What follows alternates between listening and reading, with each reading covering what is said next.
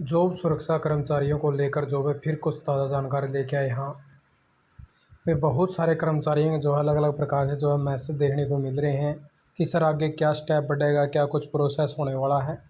तो नियम के अकॉर्डिंग जो है आपको जो है जानकारी देने वाले हैं कि नियम जो है क्या कुछ कहने लग रहे हैं। जॉब सुरक्षा से पहले जो है क्या कुछ होने वाला है, जॉब सुरक्षा कब जाके जो है फाइनल आपकी होगी, क्या कुछ जो है नियमों के अंदर जो है लिखा हुआ है, आपने दिखाया दिया सारी इन्फॉर्मेशन। तो इस प्रकार से ये देख लीजिए भाई, आपके लिए जो है हरियाणा सरकार के द्वारा स्पेशल से जो है जॉब सुरक्षा के जो है नियम बनाने का काम जो है कराया गया था और इन नियमों के अनुसार ही आपको जो भाई इसका लाभ जो है मिलने का काम होगा। ये नियम हरियाणा संविदा कर्मचारी सेवा सुनिश्चितता नियम 2025 कहे जाओगे और इसके अकॉर्डिंग ही जो है सब कुछ इसके अंदर जो है लिखा हुआ है कि आपका जो है स्टेप टू स्टेप जो है कैसे प्रोसेस बढ़ेगा। यहाँ पे जो है आपका जो है 5वें पॉइंट के तहत अब जो है काम होने लग रहा है और इसके अनुसार ही आपका जो आगे अभी काम होगा। यहाँ पे हमने जो ऑलरेडी इसके बारे में आपको प्रॉपर जानकारी दे भी रखी है, लेकिन फिर भी जो है कर्मचारी जो है मैसेज देखने को मिले हैं वह कुछ कर्मचारी और जो है पेंडेंसी रह जाए। तो इसलिए जो है आपको जो है फिर से जो है भाई ताज़ा जो है जानकारी देने का काम किया जाएगा ताकि वो जो कर्मचारी वो उनको भी समझ में आ जाएगा कि मामला क्या है। यहाँ पे जो है समुचित प्राधिकारी समक्ष पद को जो है सुनिश्चित करने के दौरान निम्नलिखित रीति का जो है पालन करेंगे। यानी कि आपके लिए जो है एक अप्रोप्रिएट अथॉरिटी जो है बनाने का निर्णय लिया गया था। उस अप्रोप्रिएट अथॉरिटी के तहत ही जो है आपको किस प्रकार से जो है लाभ देने का काम किया जाएगा।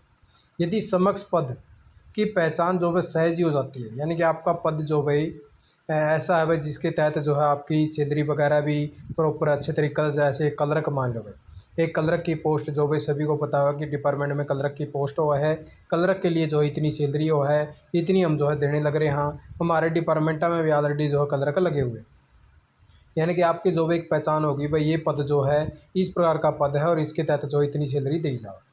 कुछ एक ऐसे भी पद हों भाई कि उन पदों की जो है पहचान नहीं हो पाती भाई, ये पद जो है इस डिपार्टमेंट के अंदर हुआ है और हमारे डिपार्टमेंट के अंदर जो भी इसको इस पद पे पहले से कर्मचारी रखा हुआ है और उसको इतनी सैलरी देवा। हाँ, ऐसे कुछ जो है पदों की जो है पहचान नहीं हो पाती और वो डिपार्टमेंट के अंदर ऐसे पद भी नहीं होते। तो उन पद के अकॉर्डिंग फिर जो है उनकी सैलरी जो है क्रिएट करी जाओ है और उसकी जो है पहचान करके जो है भेजी जाओ। तो सबसे पहले तो जो पद जो है पहचान कर लिया जाएगा तो संबंधित सरकारी संगठन द्वारा जो है वित्त विभाग को दिनांक 16 अगस्त 2024 से प्रभावी अधिसंख्यक पद को जो है सर्जित किए जाने का प्रस्ताव भेजा जाएगा। यानी कि जो सरकारी संगठन होगा भाई वो जो है 16 अगस्त 2024 से उस अधिसंख्यक पद को सर्जित करने के लिए भेजेंगे। उसके बाद में ही आपका जो पद है वो सर्जित होगा। यानी कि अभी फ़िलहाल आपने फार्म भर लिया, उसके बाद में फार्म भरने के बाद में आपका अभी जो है आगे प्रोसेस जो है एचओडी लेवल पर जाएगा, एचओडी जो उसको अप्रूवल दे देगा, फिर वो जो है फाइनल डिपार्टमेंट करेक्शन करेगा। फाइनल डिपार्टमेंट से दोबारा से फिर जो इन्होंने कहा है कि यहाँ पे ताकि सुरक्षित कर्मचारी का जो है उस पद का व्यक्तिगत रूप से समायोजित किया जा सके, यानी कि उस पद के ऊपर जो भी आपको ठहराया जा सका है उस पद को फिर जो भी कोई भी जैसे कोई रेगुलर आवे या और आवे तो उस पद को जो भी कोई भी समस्या का सामना ना करना पड़े, इसलिए आपका जो पद है वो समायोजित जो भी करने का काम जो है किया जाएगा और उस पद को जो है सुरक्षित रखा जाएगा। फिर वित्त विभाग से अनुमोदन प्राप्त होने पर जैसे आपका पद मान लो भाई अभी समायोजन कर दिया है भाई, आपको जो है कोई भी नहीं हटा सकेगा उस पद के ऊपर से। फिर उसके बाद में जो है वित्त विभाग जो है अनुमोदन प्राप्त यानी कि भेज देगा भाई कि हमने जो है पद को सर्जित कर दिया है और उसके बाद में जो समुचित प्राधिकारी होगा वो जो भाई प्रभाव सेवा सुरक्षा का आदेश जो है जारी कर देगा भाई। यानी कि इतना जो है स्टेप आपका जो है होने वाला है। अभी जो है एचओडी लेवल पे है, एचओडी लेवल जो है फाइनल डिपार्टमेंट को, फिर फाइनल डिपार्टमेंट जो भी आपका पद जो है सर्जित कर देगा और सर्जित होने के बाद में आपका जो है सेवा सुरक्षा का जो आदेश है वो जारी कर दिया जाएगा। और वहीं पे जो है दूसरा पद उसकी भी जो है जानकारी दे दी कि मान लो कि सहज जो भाई नहीं की जाती है उस पद की पहचान, तो उस केस में जो है क्या कुछ किया जाएगा। जैसे उसको जो भाई नियमित पद से भिन्न है तो संबंधित सरकारी संगठन द्वारा वेतनमान या शैक्षणिक योग्यता उसकी चेक करी जाएगी, वह किस वेश में जो इस पद को दिया जा सका है। फिर उसके बाद में जो है उसको 16 अगस्त 2024 से प्रभावी मानते हुए अधिसंख्यक पद को सर्जित करने के लिए जो है सरकार को भेजा जाएगा भाई। यहाँ पे वित्त विभाग को भेजेगा तो यहाँ पे जो है सरकार को भेजा जाएगा। सरकार फिर वित्त विभाग से जो है परामर्श के समक्ष पद को निर्धारित करेगी भाई। और इस केस में जो है यहाँ पे करने के बाद में टोटल जो है प्रस्ताव के लिए 90 दिन के भीतर जो है निर्धारण भी करा जा सकेगा, यानी कि 90 दिन का जो है टाइम पीरियड भी इसके अंदर लगेगा। ऐसा नहीं है भाई इसको तुरंत हो जाए, क्योंकि सरकार के पास में जाओगा, सरकार से वित्त विभाग के पास में होगा, फिर वित्त विभाग उसको सर्जित करेगा, फिर विभाग को भेजेगा, फिर विभाग उसके ऊपर जो है अपनी तैयारी शुरू करेगा, फिर उसके बाद में जो उसको सुरक्षित करने के लिए जो आदेश जारी करे जाएंगे भाई। तो इस प्रकार से जो है मामले पहुंचेंगे, तो इसके अकॉर्डिंग जो है काम चलने लग रहा है और इसके अकॉर्डिंग ही आपको जो है लाभ भी मिलेगा। अभी जो है इसके अंदर कितना और टाइम लगा है अभी देखने वाली बात है भाई। जल्दी जल्दी तो जो है सिस्टम आपका चल रहा है। तो बाकी जो है अभी जैसे आपने फार्म भर दिया है, आपका आगे चला गया है, तो ऑनलाइन सिस्टम में जो है जल्दी जल्दी जो होने की संभावना है।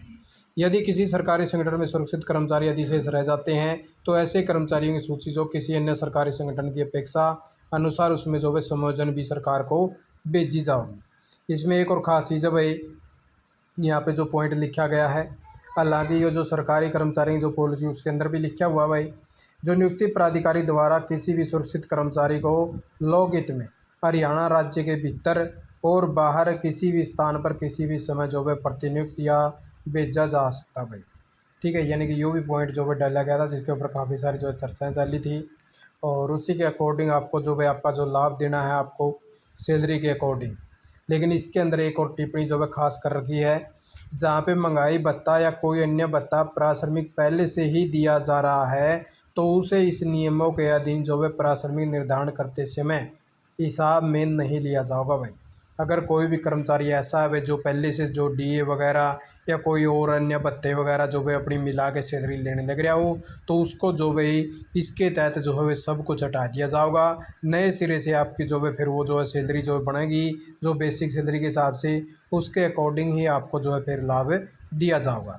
ऐसा नहीं है भाई डीए आप पहले से ही लेने लग रहे हैं और अब जो है जो डीए मिलने लग रहा है वो भी आपको साथ के साथ में ऐड कर दिया जाएगा, वो आपका अलग से जो है दिया जाएगा। ये लाभ आपको जो है नहीं मिलेंगे, यहाँ पे साफ साफ जो है टिप्पणी की हुई है। और जो आपको सैलरी हो जो होगी, जो न्यूनतम वेतन आपका स्वीकृत किया जाएगा, उसके तहत आपको 5, 10 और 15% जो है मिला के उसके प्रकार से जो है आपको लाभ इसके अंदर दिया जाएगा भाई। अगली संख्या आप जैसे मान ले भाई आपकी 22,557 रुपये बनी, तो ये कहने लग रही है अगर 50 से ऊपर है तो हम जो इसको अगला इक्वल मान लेंगे, यानी कि 22,600 रुपये का लेवल के हिसाब से अगला जो है इंक्रीमेंट वगैरह जो भी लगाना है वो लगा देंगे। अब यहाँ पे मान लो आपकी 47 बेट है, तो इसको जो है 500 रुपये मान लेंगे। 22,500 रुपये मान के जो है इसको अगले सिरे से जो है कैलकुलेशन करना शुरू कर देंगे। तो इस प्रकार से आपका जो है प्रोसेस होगा और इसके माध्यम से ही आपको जो है लाभ मिलेगा। यही जो ताज़ा जानकारी लेके आया था। आपने वीडियो देखा, आपका बहुत बहुत धन्यवाद। जय जय भारत, जय हरियाणा।